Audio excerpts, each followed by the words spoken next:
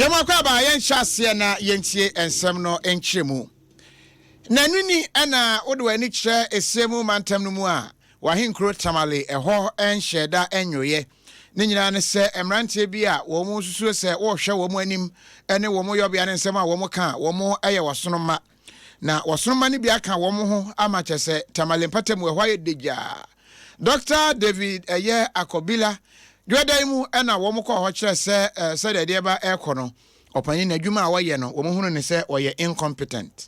incompetent ya de hunu amampani mahama pamuni fa konwa so yi emabu ya hyase yi so opani so o de munyu so ne kakra na bia radio so ne ade a wo mu se da bi wo mu asen akɔ no office wo akɔpam no na asemi nam so opani dwane ya nurse fo ho nyina te atua se aha ade no ani enyan dodo sɛ de ɛkɔ no pa de wo boka so mbetena se ahwɛ saa ma akɔkɔ so a anhwa na amwa enti wo mu nyina solidarity wo mu kyerɛ sɛ wo mu ta wo pani na kyinti wo mu nya adwuma na no ne nam so ma nipa bi kura fa mu ahwe wo mu nkwan ebi nso yare ehunu ba bi ade ani bɛkyɛ ene aposifo MPP amanyoko no ɛkyerɛ sɛ de no wadi saa mabunu yɛ ni mo kɔkɔ yi saa adwuma no na adwuma wo yɛ sɛ communication officer ɛma party ne wo mantam no wo mu agye wo mu gye o na aposifo kura ne mu twitwa ene sa asɛm no sei ɛna akwa wie na kanda hamrante nso ba bonta be pa kyɛw yɛnkɔ Abdul Rauf Iliaso ɛnkɔ hwɛ asɛm no sɛde ɛtie anwumre Iliaso tie nkan yɛm akwaba pejo so gaso ene sei yɛhu bɔtɔ no de crash asundwe aba wayarasabia ho mama hya sɛ yɛ adwuma na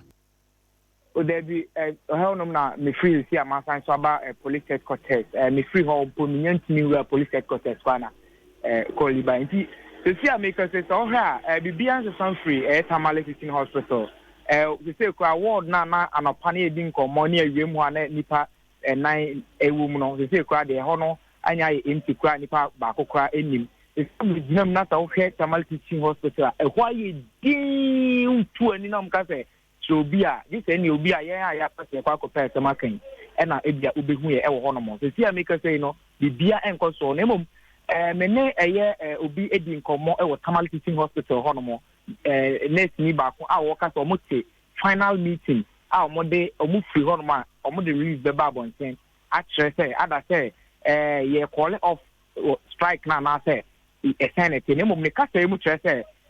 o gidi ye pa say after sa meeting na omo te see a me ka say no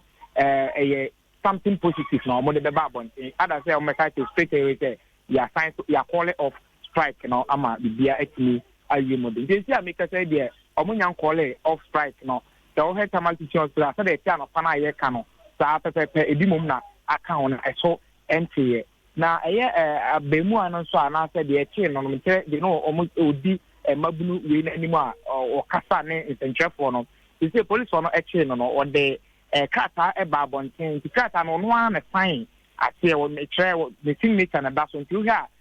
wo wie bibia na police for no ebeche na kata na eba bonten ebra no wo police for akache isi ameka say no any kata na aba bonten ni nyina ne bibia no still na no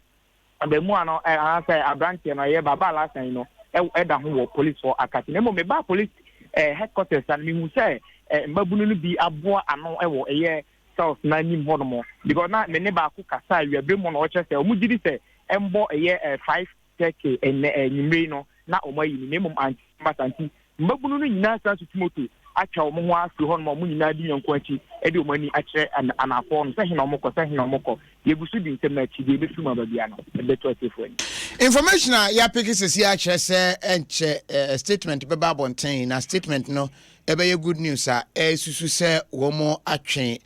wo mo atweache no e de assign Tamale kromu wa ankasa no nsem a efi ho aba e wo saa yaresabia de ekoso yi ene emabunu ntemu no woni nipa ho ne di nkomo a kromu ankasa apart from the hospital no nsem ben na wotete yes woni obia in fact adane enkomo a obia edi e wo Tamale kromu anamo eno kwa ma ye ahemfo mo Tamale anamo obia fa nentade akese sɛ kura mane ade kopie mo Tamale Teaching Hospital ni na strike ntin ya nemom woni omo a omo wo hanom titro ne wo mo a na omo yarefo ho a omo edi nkomo a omo kasa mu kanyina sɛ sɛ na omo sɛ niema a mpanifo ka sɛ omo pa na sɛ nurses si omo hwehwe no enye bibia e wo sɛ etime bro aban ahonden so enti wo mo modern na wonye na ebibia ntimi fu by sense tuo nkɔtwere baabi ɛtrena bibia to intimidate sɛ wo obi akasa na sɛ wo hɛsɛ de amanfo di nkɔmmɔ ɛde fa de asi ɛwɔ ɛyɛ tamale hanom no a ɛde ɛho nsunsuaso kɛse paa na akɔ wie ɛwɔ ɛyɛ ayarefo so no de abɛta ne sɛ ayɛ amanfoɔ na like abɔ mu pisa na ɔnya ade a na ɔmo expect no nti hwɛ no no ɔmo kasa deɛ ɔmo ka nyinaa no ne sɛ aban mmɔmmɔden na wei wɔn solve na sɛ de bɛyɛ ayarefo nso ho bɛtumi atɔ ɔmo yo Abdulrauf, but apart from leader na yɛkye no yɛnkye obi anka ho bio yɛnyantimi yɛ ɔmo nkye obi apart from leader no ɔmo nyantye obi anka ho bio yɛda ase pii Eliasu deɛ akyire foforɔ biara ba na wama yɛaso ate anam sini ɛwɔ tamale ɛna yɛne no kɔdi nkɔmmɔ Abdulrauf Eliasu ne nyinaa mu no kanda ha ɛma mu ana aba abɔnten abɛpa deɛ akɔ so nyinaa no ho ɛkyɛw sɛ ɛyɛ report a aba ɔmogye di sɛ ɛntwa yie Ghana mampani abedi akyire Dr. Adaji Mahmoud Bawumia enene wodi abasobɔ kɛseɛ ɛma Ghana Armed Forces mpanimfo ɛda asra adom na no na afei nso mpanimfo a wɔnom sukuu suapɔn a yɛtete asrafo wɔ mu mekyerɛ Ghana Armed Forces Command and Staff College ano wɔse wɔnom ayɛ paa so wɔmama asomdwie edi ahim ɛwɔ bibrem ma ne nyinaa mu ɛne ama Ghana ha ne nyinaa ne sɛ nnɛ adesuafo kɔgye nteteɛ oh wɔne abene ɛwɔ asra adwuma no mu yie paa wɔpɔn yɛ a wɔba fie na mampani se yɛhwɛ nim dia yɛde ama mo ne adwuma mo de yɛ ɛboa ma bibiman ɛkɔ nkan no a ɛyɛ adepa na wei mu a mo agye nteteɛ foforo kura mo kura yi so mpa mo som no mo nkɔ so ankɔ som na ebinom ɛde abosome bɛsɛ du nwɔtwe na kɔgye nteteɛ yie ebi nso ɛne wohwɛ ma bɛsɛ abosome du baako ne nyinaa kwan bɛfa so abambɔ emu nhwɛmu ɔbɛbini mu na afe aman hodoɔ so deɛ fa na manwosam ho na bambɔ kakra wura mu no ne nyinaa ho nim deɛ wɔde ma owie ya pɛ ɛna ɔde abodin krata hyɛ wɔnom nsɛm a Ghana mampani abɛdi akyire Dr. Adaji Mahmoud Bawumia wɔse mpani ayɛ adeɛ papa wɔn nkɔ so anyɛ ne pa ɛmfa mo asɛ deɛ bɛyɛ a bibrem asomdwe mapa ɛbɛtumi adi ahim. As chairman of the Armed Forces Council, my engagement on defense issues has brought to the fore the relevance of these international linkages that are being forged here in responding to our defense and security issues. I'm reliably informed that the vacancies for the next course, that is course 40, have about 30 officers from 14 African countries. That is a remarkable feat, and I commend the commandant and his staff for the good job they are doing. This is a healthy development as we try to share ideas and experiences with other regional blocs in order to synchronize our interoperability in the face of numerous conflicts on the African continent. My understanding is that the Defense Management and Conflict Crisis Management modular courses organized by the college brings together senior police officers to join their military counterparts in this college.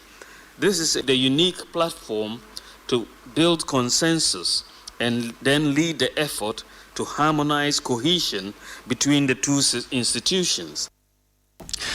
Ghana mampani abedi akyire Adaji Dr. Mahmoud Bawumia ensɛm a wadwagu hɔ na kyɛ sɛ wɔno na ɛhwɛ akyire na sɛ ogyina mu sɛ ɛbɛdwa kɛse ɛhwɛ wɔ mai bambɔ kɛse so ne sinisrɛ so ne nempani akɔgye nteteɛ na wapɔn kɔ fie na kyɛ sɛ afutuo wɔ mu no wɔ so ɔde ma na nipa bɛsɛ duasa nkron wɔnom kɔgye nteteɛ a na yɛ senior division course na afei bi yɛ MSc Defense and International Politics ne nyinaa yɛ nimdeɛ a wɔkɔgye yɛ na otu barracks ɛhɔ ɛna mpani ɛkɔtena yɛ a saa nimdeɛ nyinaa wɔde ma mekyerɛ Ghana Armed Forces Command and Staff College ɛhɔ ɛna wɔ ne nyinaa mu no panimpa wɔno ne tua suapɔn yi ano Rear Admiral Seth Amuama wɔno nso ɛkyerɛ ne nuanom a bɛgye nteteɛ sɛ wɔ mu kura yi ɛnya agudie wɔn bɛgye nimdeɛ mu dɔ ɛbɔ be momfa nwura momfa nya adwuma momfa nka bɔ mu ma panso nka ho na monkonkon kan sɛ deɛ ɛbɛyɛ adwuma mɔkɔ akɔyɛ biara no ɛbɛboa ama amansan nyinaa ho bambɔ no asipi asita. Mpani His Excellency Nana Addo Dankwa Akufo-Addo enam ne so afa a wɔhwɛ apadie ho nsɛm so abedi akyire so. Ɔpani Carlos Ayenkra de ato dwa sɛ alatafo ene Ghanafoɔ ntɔkwa anansi ama ne ho so wɔ hɔ a no wate bi asantemantam wate bi wɔ nkran no. Ogu so etu ho anamo. Ɔpani kyerɛ sɛ Nana Addo ɛna afe ne so afa a wɔhwɛ afisɛm bambɔ ho nsɛm so ɛne national security mpanimfoɔ nyinaa akɔhyia Nigeriafoɔ mpanimfoɔ ɛne wɔn adi nkɔmmɔ sɛ alatafoɔ deɛ agege berɛ so tɔn yɛne mu deɛ kyɛ sɛ ayɔnkɔfa yi a our brothers fi sɛ the only thing sɛ yɛka blood a wɔka blood difference wɔ mu ano yɛne mu nyinaa pɛpɛpɛpɛpɛ akyɛ sɛ yɛ anuanom mo kuro no so kyɛn yɛ deɛ no nti ɛyɛ ana mu bi aba ha mo di dwa na nso bɛsɛ mo mamra ɛnyɛ adwuma deɛ kɔ so ɛwɔ Kumase ɛne Nkran no ɔsɔfo atwa sɛ na do sɛ ha no paa fi sɛ abibre mu ha deɛ akɔyɛ anuanom ayɛ nyinaa yɛhwe bom nti ɛba ne sɛ ko hyɛ aseɛ sa na ɛmmoa ɛne nti mpanimfoɔ akɔhyia a wɔhwɛ kwan wobɛtumi afa so a saa deɛ siiɛ no ebi ensan ensi ebio eba akobie sisi mpanimfoɔ Kumase no makɔkasa butafoɔ mpanimfoɔ kora firi Nkran ha ka ko bi kɔkɔ no mɔka afie hyɛ nya bofo no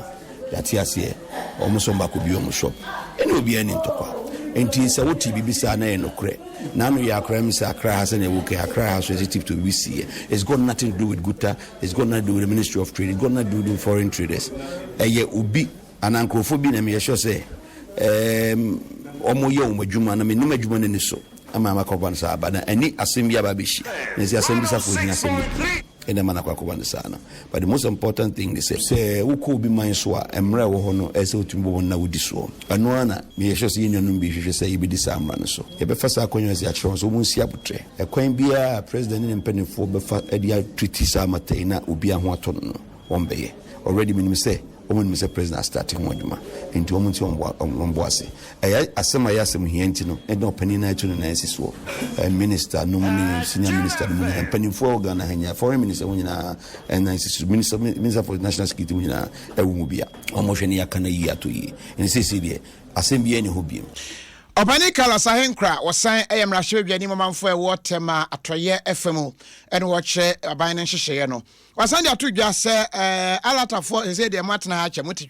we create and you see what tip to Linho. Was it someone in them, Sir Ghana by a Pamalata for every Ghana was as I say me and Yano Crack.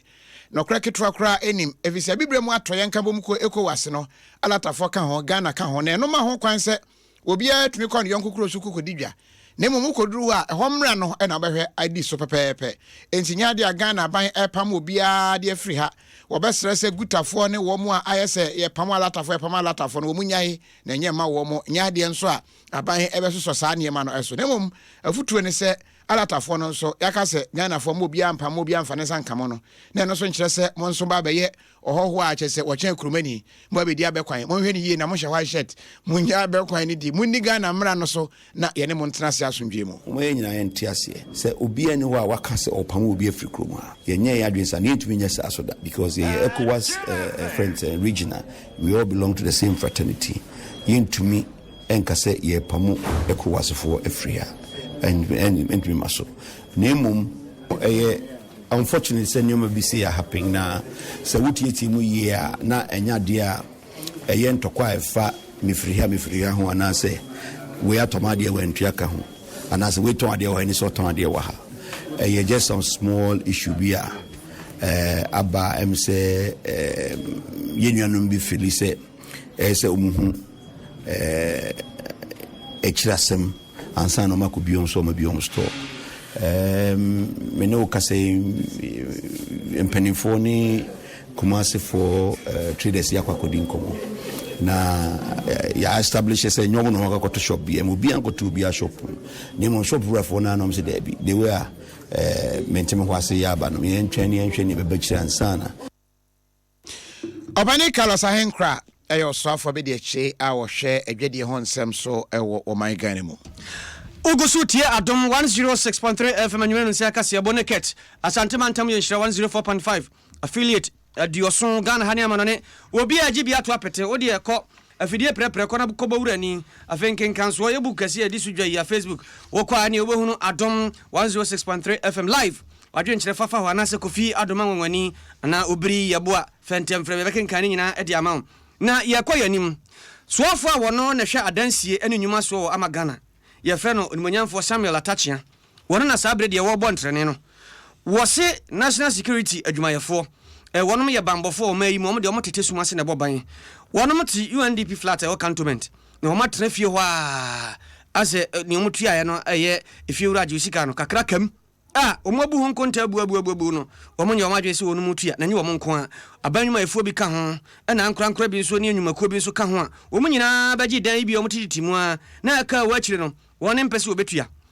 Auditor General ne report obeto odwa mfiri championship dunsia nkontabuo mu no na ebeto odwa se nipa mako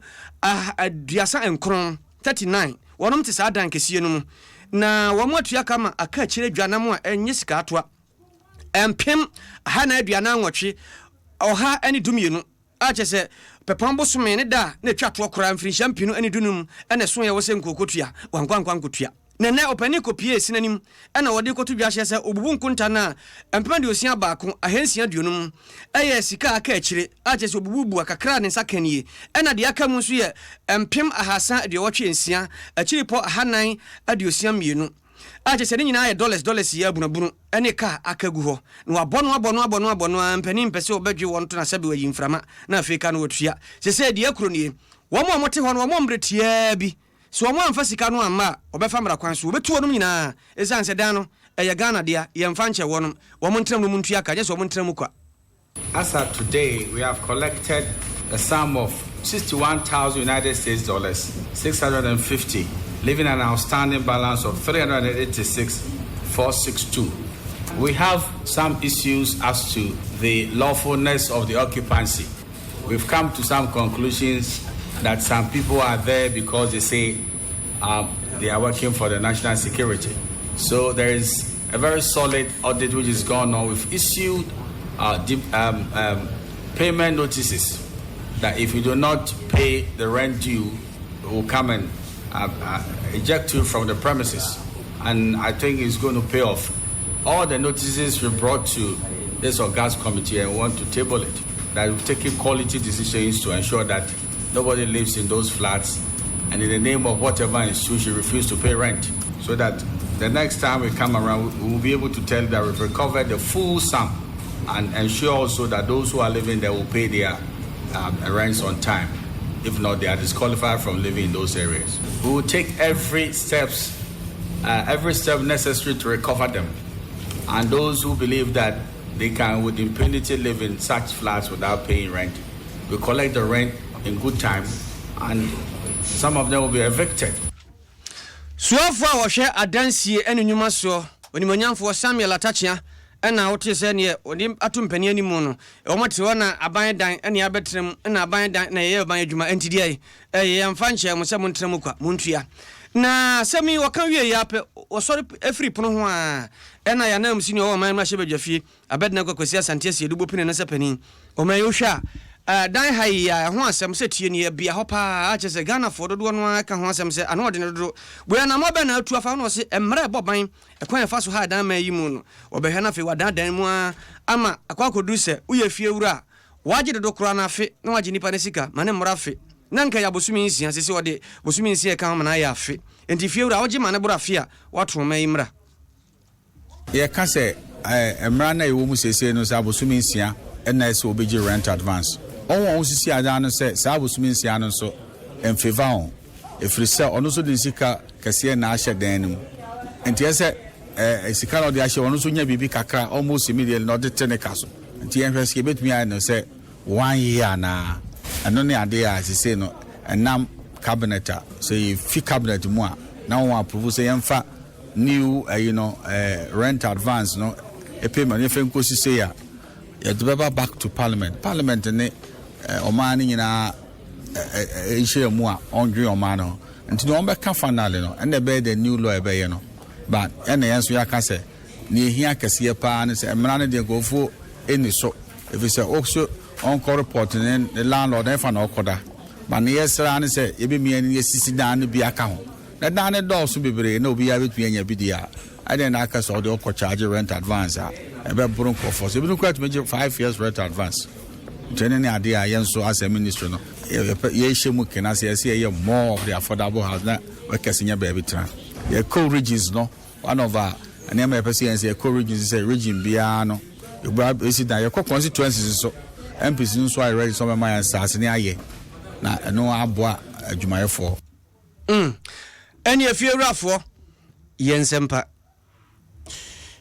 ye betra Kasiebo no eso na enkran ha sɛ woyɛ adwuma na sɛ woyɛ mafiewrafo bɛgye wa ma wa ba ya na ne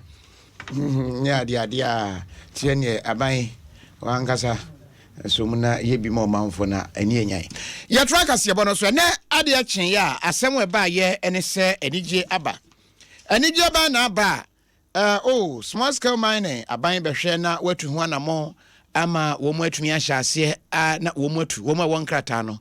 galamse ne de no etia emra anasa illegal mining ayato ne din galamse no ene de na yenim sɛ etia mrenti no nyaade a aban ma ho kwan na small scale mining sɛ ekosen ne panifo kotena ase ma obia afi nani ebete asɛm da opani kwabena frempom boaten akyeremu a yɛyɛ software foforo bi aba sa software ne de ba bɛyɛ sa adwuma no na yɛsɛ ohwe yɛdi na woyɛ anim yɛkɔdi maka kyerɛ me sɛ sɔfo se mmerɛ didie ntima monyim nyɛ meduane saa mba yɛ communion wine ti yɛkɔ lift no up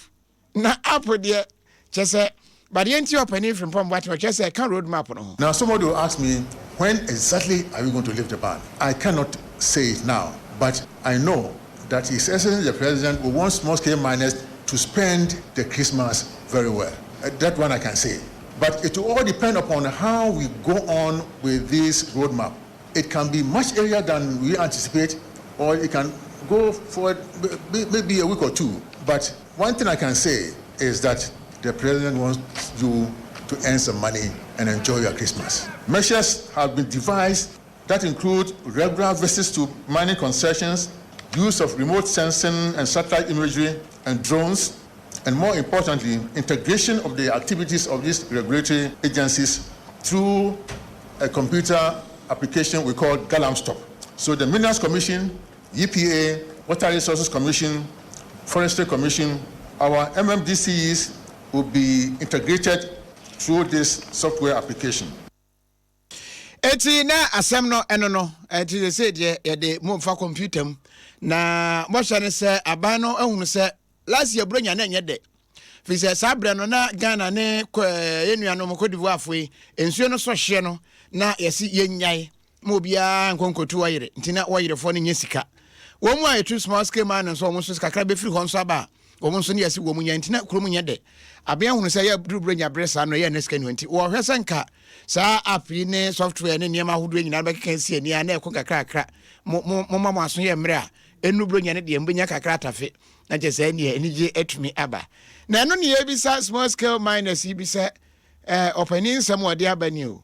je se wo mbofu. The roadmap must lead to a certain date so that we go home and inform our people to say from side way kono you left man ayeduma now you feel what ban feel we are not even sure of a day left man master ya blow ya tina feel close to 2 years yen kadi den ye ko wiade nti the SMP for yen say ban na so mo left and me na che bebre me say sa committee on fine ye come in wasem wakafa from pom watching or your heart expert wakafa local government master any alternative life we be come wasem wo mo tempo anu no mo di wapum yes we to good na say you too Mosque Man Association there nya de hwehwe ne nsaka ye kra aban no woni ene ne yi yahu sa yan kasa wonwene ye ho e na da na oda ye kwa o haye o ma ye bosumi miensa no so ye no o sabe ma no da bosumi miensa se ye ti hoyi afi ne fatwam ba me no ka se ye indefinitely obi anim da ye kwa ye adwuma na nsa ye ti se ye nuan ma yi nam se aban se wo mo ntrafie bosumi pe omo so omuntu mintra ada efi se omo adwuma be se omo wo ibusua yen ya trafie kom fie mienu aban na nwene ye ho wo lanchi la so gram ka che se ne ye mra mu yiba tie se aban no se o lanchi roadmap yenum se roadmap de o kan wie na o ma ye date ye de koye adwuma ye busa ya wo se mema mo di blonya yenko di blonya wo here de na di ko di blonya anya no ne hia ye disappointment pa ni say aban to me am date or the left ban that is the greatest disappointment.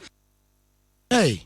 ti womu a etu form agudia small scale miners a womu wo license a wombetumi atu aban se womu nya abotre womu adi buronya but womu hunu kwa mefa so wombedi buronya no womu so womu pedate na no mu fi se womu ba adidie ti womu aka gye womu yire ne abusia nyina se mu nya aduane ofie na ye kwa adidie asofo se adidie womu ba ya sa pano ne communion wine na weni ye ko di no womu agya life pa na covid date ni nie eda omu nyina bekom ho abu mu no mu atusa kɔ ba bia nkrofo da so tu akɔpam omu afiri hɔ na ebedi be bosome ne hodin dada no ebebie eno so de ebe ye den pa se VIP bosses ne buses ahodo ne cars akese obi a ye na dwuma nti se ekokoba se ebia kofi akun we de ye nyina ye kun ye nyina na ye kan bi ese ye me nse ye nsuo nti o munya tuo omu je atuo tena ho din aban ba bie kwan mama kutu ene so de aban na eso wo yire no ho no ye na dwuma wo ka se mienu nye ne yie nti wo ha ne nyina obi a ye atu a saa ne ye yo no ne wo ha no ani ne yie ye de saa ne ye no. With this software, we are going to follow the life cycle of the licensing regime so that everybody will know who has applied for the license and the stage at which the process is. And so with this software also, we'll be able to determine the type of machinery that is being used on the mining concession. That they have in the software. Yanko yanim omunya tuo sansa ne hwe ma mo nse no na inchiri madidie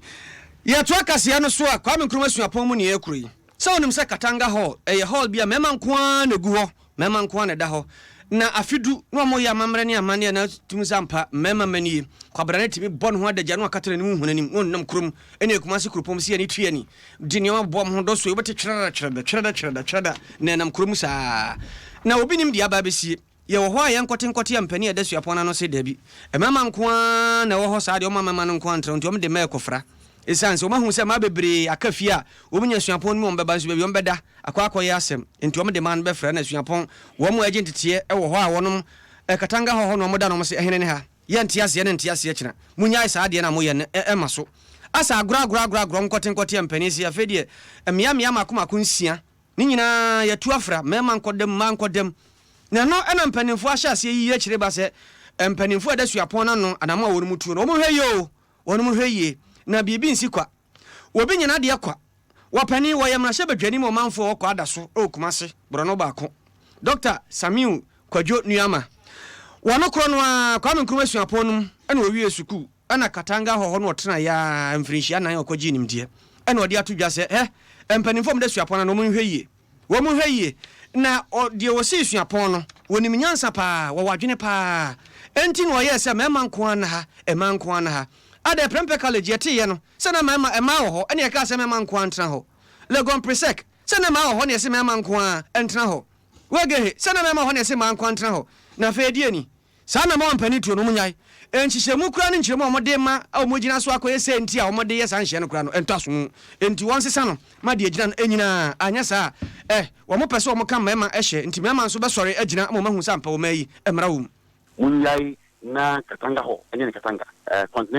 continental Africa enye Africa o ma de mix ne so mo ho no repone indies ne queens no o mo mix. There's a reason why I dream book se petri into the end no we fe Ghana here. There's a reason why schools with the set presec yeah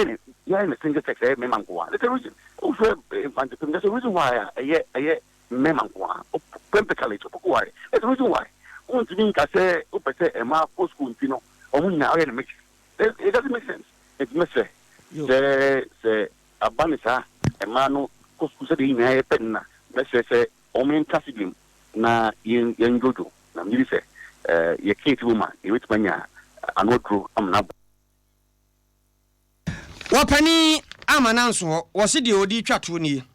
watrasi din adwene ho ma wate asese gina ya mpani sie nyina de ompeso mu ye nie emrante kwa wonom wakokodro agina wonna so a obeboa ama omaya manyosem akonkan no na mpani pese ombre wo mase sansa wo hwe pani a woda dom dodo na oman ma hye be yefia wono suapon no owura mu wono no odi disuafo anim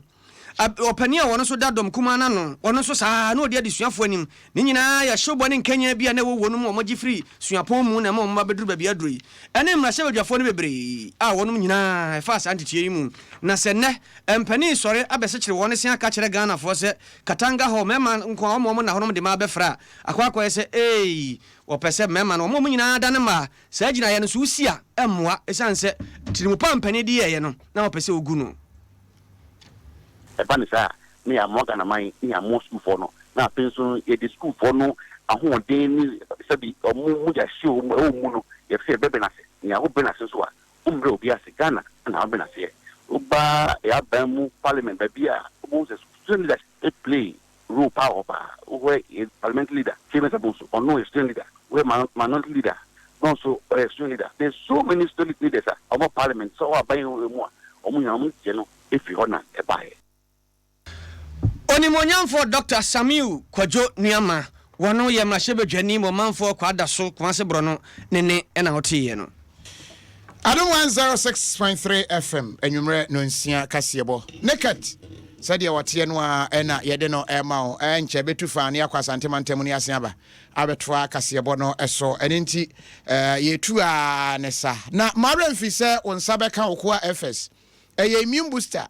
a wonom a eboawo ema wunya ahoden ewo nipadua kwa ni nyina emu de ye ne se building immune system no nipadua nyankopon strafo na ode ma ye no wonom a na ama wo mo ho ayeden ti wo mo ko etia yade bia wo system no mu esan ball vital organs no ho ban enti wo yare a wo hia bi wo nyare nso a no mbinam ho ban ko FSC yedu papa a chese Ghana ha ene amanone nyina no obia age ede atum na okọ Green Hand Junction of Kaneshi Swan Lake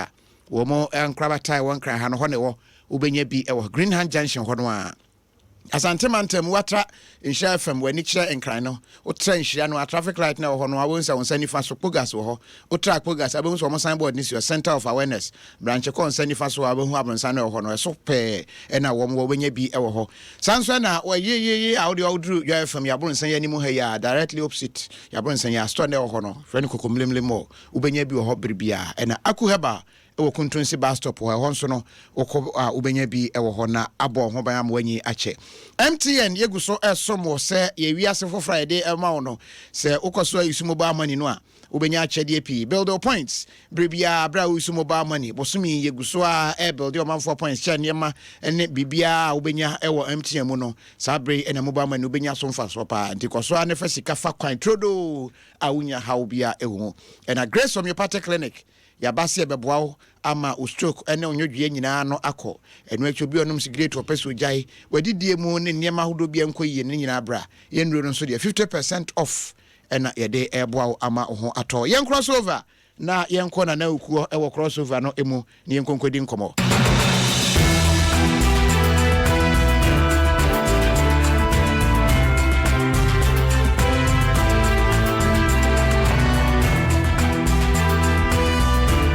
Konshia studio na yene na ukwa kwedi nkomo chip compounds ahodo ne projects bi aka wuram ene bi o manfo no so nante ansa na wo matumi anya yarehwe yenkoni yenkotie ensemi enyina ne hawa ede eba e wona na uku ho nana wote yenka yemu akwaba na somu emaye e wonshia studio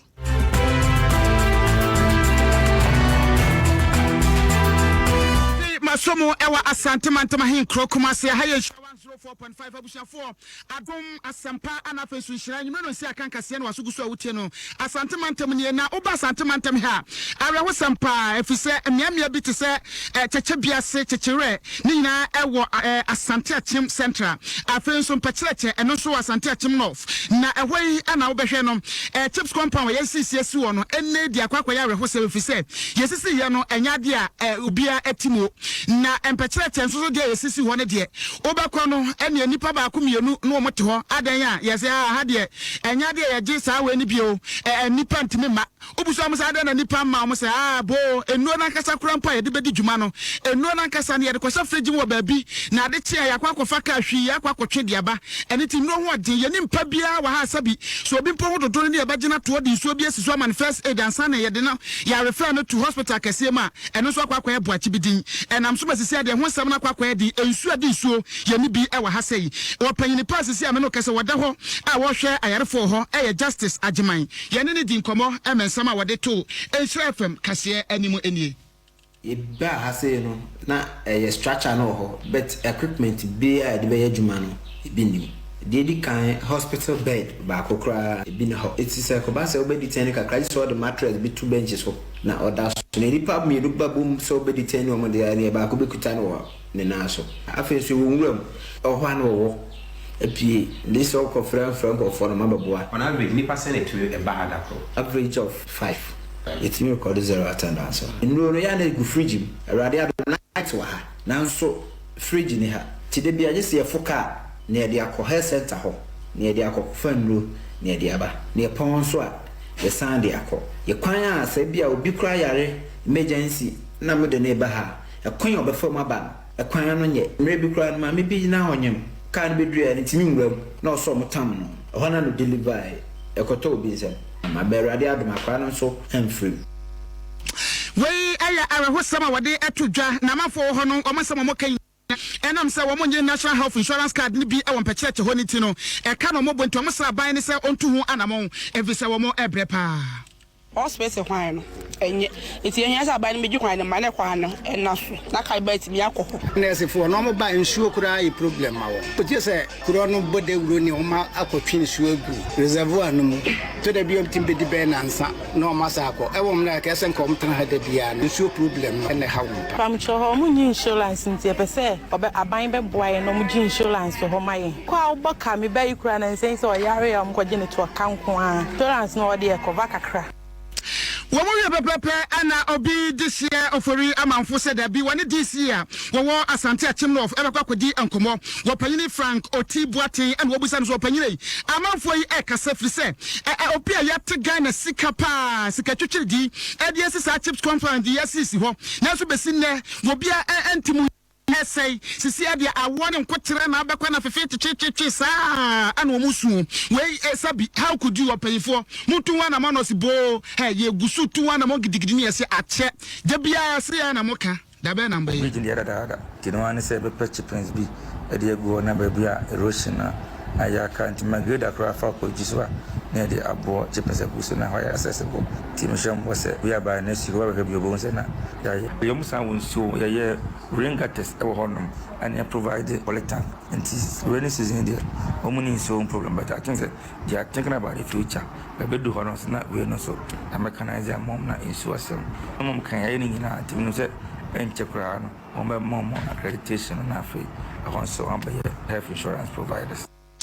Ejase musani se kromafo no kra no mo dwene daache ho a ene no mo kwasi chip company si ho na nya bia ma nwene daache se anya bia yare sabia yi wo mo so mo di nsuo de bedi omu dwuma ejese gire bia kromafo de boda wuro tontontonton no bia tam ni bokiti yes net fo na bo ene ye nkonsuo no bia asase konsuo wo mba twi nsuo atwe no so akwa ya how e de aba beto mo so wo mpekyereche ho a wo mo sra ban ne mpefo se de mpekyereche ye bre ama bibia ye mpekyereche e wo hazai enti se mantu ho na mo de a ene mba na gon tu su ya betwi su am yenko nyina na betai setapori no wei eye arehosema ekoso ewo Asante Achimno of ene center nyina ya boabo bia no ede afri Asante mantem ha sei nana awuku denchemboa ene medin kofi monsom ewo enkran emami nana awuku yabeda se na yasan asomu ewo ha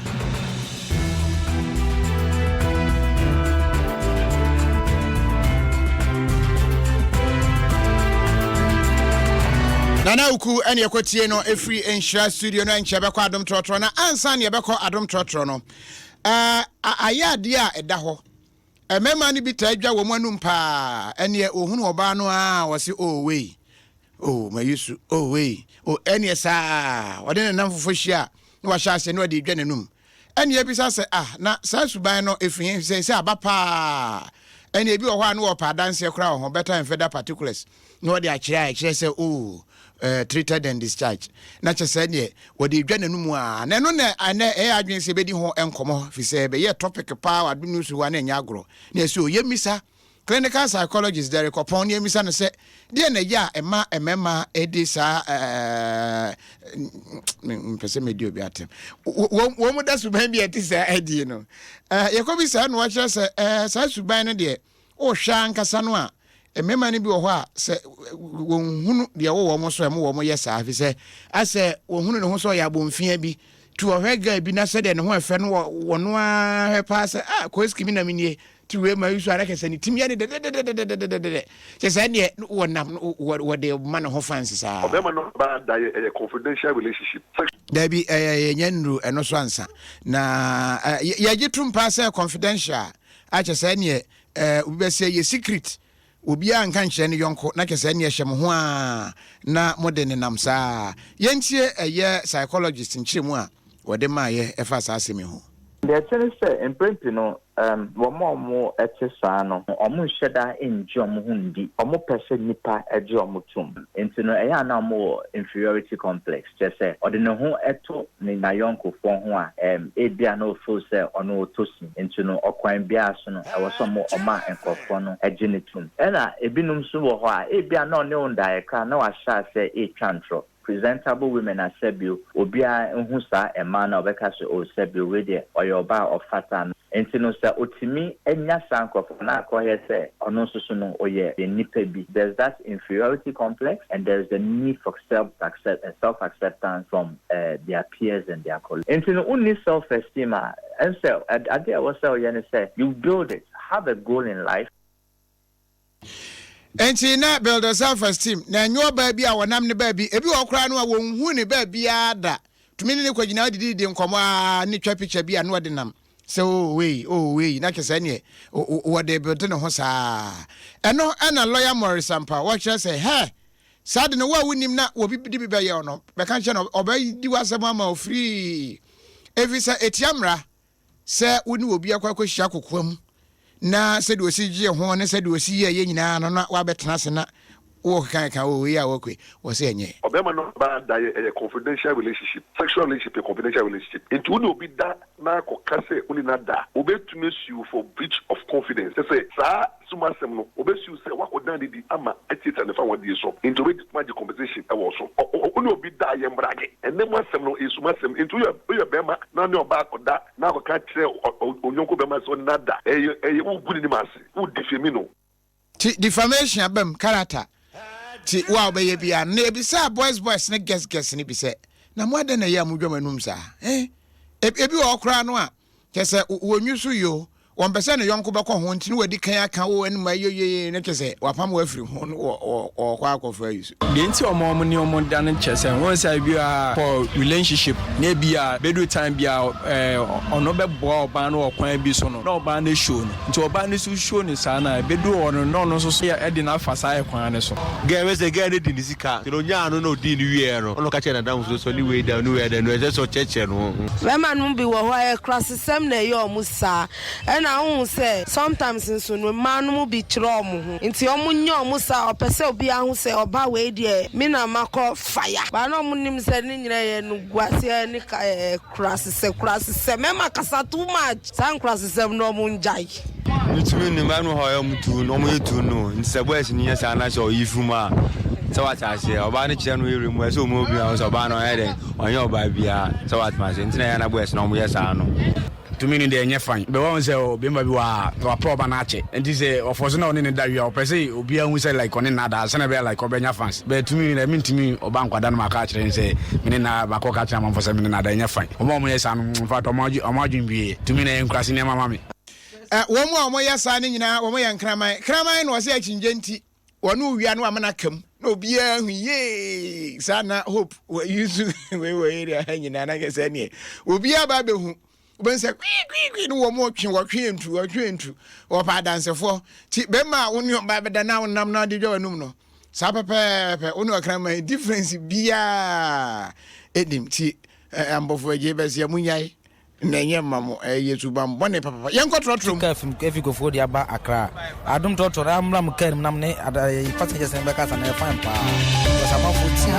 Mubarak Yakubu ena wote trotro no mu enam yas to face adaroma oditwitwi osia eboabo wo sen ho ban mu anum ye hwiambo ma wo sen ho ye den yenko ne ne nkodi nkomo Yakubu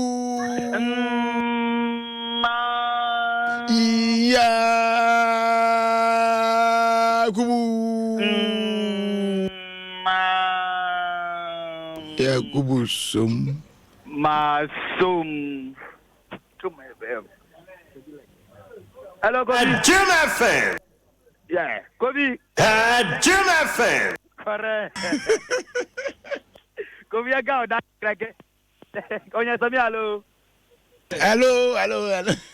Kobe, onya Sami, hello. Mo pe onya Samia. Kajini chumike. Nike. Nike. Jim FM. Sebura mano se pepo na nye je kura uti se am pesa mo chamo chamo pa e ja ya fro se ya fam ko bra bra go film pa cho Carlos ahin kura o se sen oni bibia fa dwadie hu nti dwadie fo de ye dwano because o hwe bra ye bre ne nyama ye komu na papa yi entimi ni guta fo ntimi trase e fa de papa bi metudwa na de bia so wo mo side so Yesu go fi ye bre o de bre papa nti Carlos ahin kura de ye ne ye mo I was say for the cry, you know, you need free opera, who you may be a woody. Commander, I just process. I friend Kwame. You ever send another say Galamsey no when you ban influence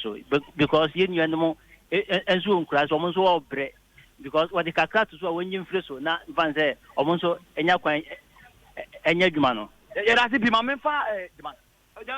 I am from Mike. Now, that you won't coffee, a man almost say, a man about Mukasa. Over Jim Misicana, my young chino, our cancer, what you mean, and your Munkasa. Me de me di kwa dia awasa me brag say me di because omu Jim me awasa me say me di America say too much o ma di sika pena mu na na ma me remain kan me kan papa share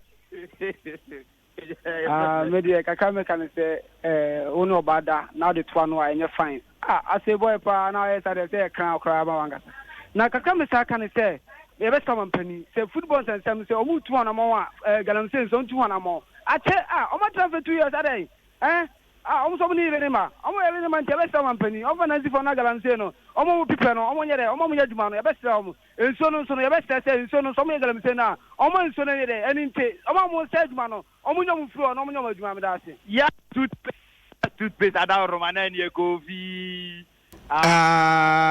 we Mubarak Yakubu ene ye kokofa no efri Adom trotro mu no ti na adwenkyere ahodo a omanfo ede obis okay don't worry me say what waso yemfa yenika potibia ya fro yenika na mebia trotro bia yetimi fudin komo amen komo Wakata musem, amanyosem, and in some for baby. I don't trot. I don't trot. Let's see my adventure. Ya tra Kasiebo no so na wo be kai se ye hye Kasiebo ya se ne ne Elias kodi nkomo enu achi ne yedi nkomo bi wa achi a ye hye se yenwie Kasiye ni ate asemode. Wo mu atwen wo mu adwuma sensen ye ewo eye Tamale Teaching Hospital nyina wo mu akonhyiamu anwumre ya ama wo mu abopo wo mu pa wo bobo ye ne se adwuma no bekoso wo mahunu se anamontuo no nso ekose de wo mu hwehwe eni nti wo kyena efi anopa no eko wo mbehya ase na wo mu aye adwuma eni nti wei ene asem a PSC a ewo atuate a ekoso ewo Tamale Teaching Hospital no emu ya tra Kasiebo no eso na yemfa eye voice of the day ansana no fresh lady capsules oye oba wo hia bia beboa siesi wa hemfie ho ama eho ache fine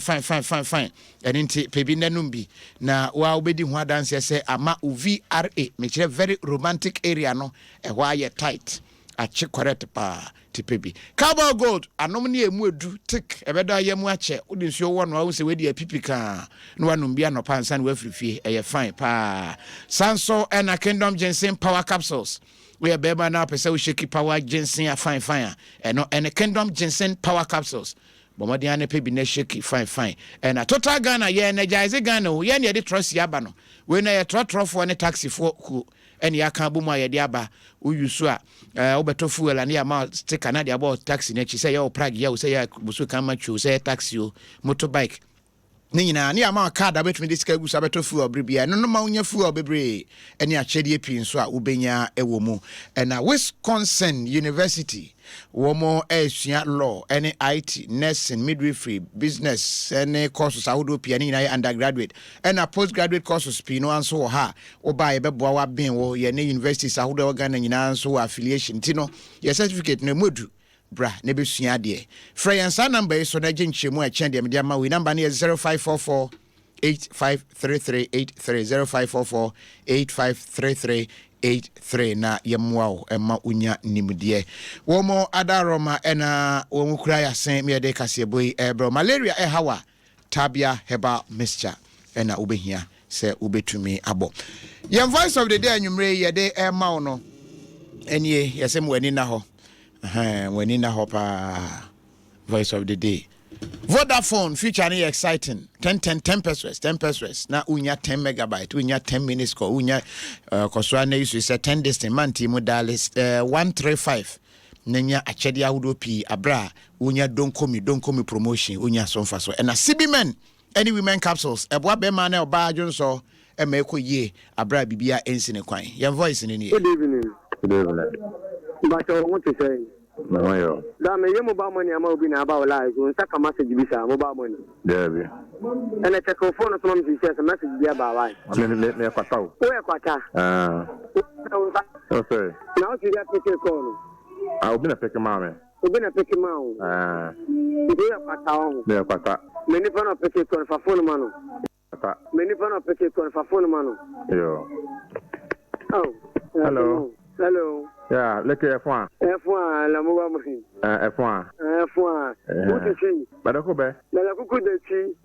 But I go out. David, for phone my blind back. I believe. Oh, the Bema brand back. Avena. What is it? Elephant mobile money. Kasiebo Is Naket. Ya somo me coffee.